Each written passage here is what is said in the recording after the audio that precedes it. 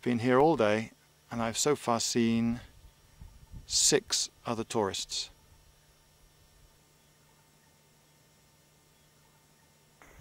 This is April. The mountains in the distance are snow-capped. The top of a tomb, it looks a lot like a sarcophagus lid, and look at the weathering on it. Eh? It's really deep cracks that go right in. Well, after scrambling up that, I find that all the locals have been turned into goats, one of which keeps farting loudly.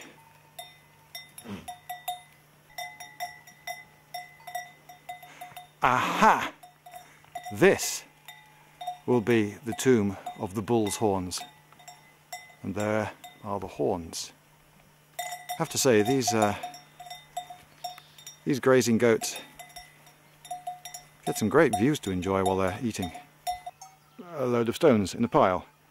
Presumably that was a building of some sort. And then around me, got some stones in a line there, bit of a wall. What can I say? After a while, even to a trained archaeologist like me, a heap of stones is... well, it's a heap of stones.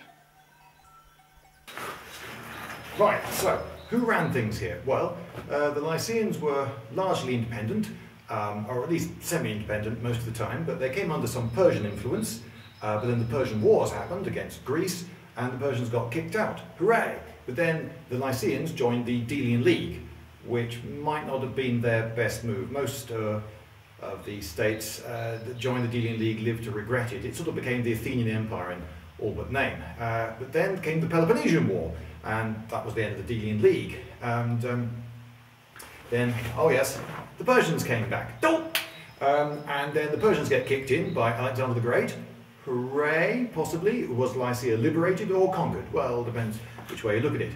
But then, of course, Alexander the Great died, and then you get all the wars between his successors, and the winner in this area was Ptolemy. Now, Ptolemy was also the king of Egypt and the ancestor of Cleopatra. That's right, Cleopatra. I mean, there were loads of Cleopatras, but the famous one that Elizabeth Taylor gets to play, you know, she was, in fact, Ptolemaic Greek, and as far as we know, had ginger hair under that black wig. I've somewhat got off the point. Then Ptolemy gets kicked in later by the Romans, who then hand over the area to the Rhodians, but that doesn't work very well. And then they're sort of semi-independent stroke part of the general Roman world from then on for a fair while. And it's not until Ptolemy's time that they start speaking Greek. So up until about 3rd century BC, they were speaking Lycian, their own language, and then they all started speaking Greek. Phew. For the 3rd time today, I very nearly trod on a tortoise.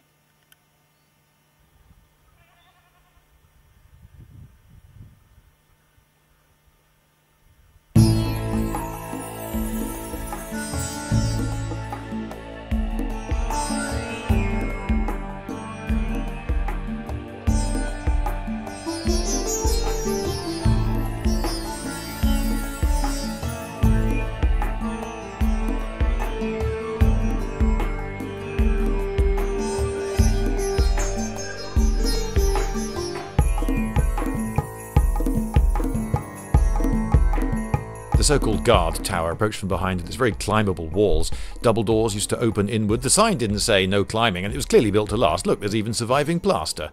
There it is from the front. Right, and now I'm on the top of the so-called guard tower. Well, I had to climb it. Sorry, Mum. And ow!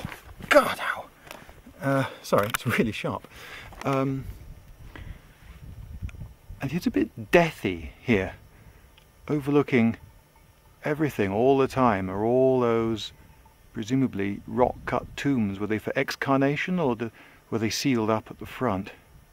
Presumably not for excarnation, because then you would only need a few.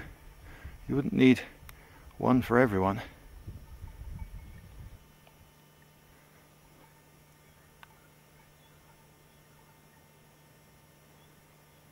This, I'm fairly sure, is the lower Acropolis. I've just been exploring that.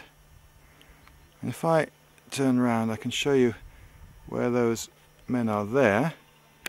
That's what they think is the agora from which we get agoraphobia, the open space in a town. Now, it's not on any of the maps or in the guidebooks, but I think I've just found the entrance to the Acropolis. Look at the... I can't get over the size of some of those stones, the uprights either side of what I think is the entranceway to the Acropolis. It makes sense to me...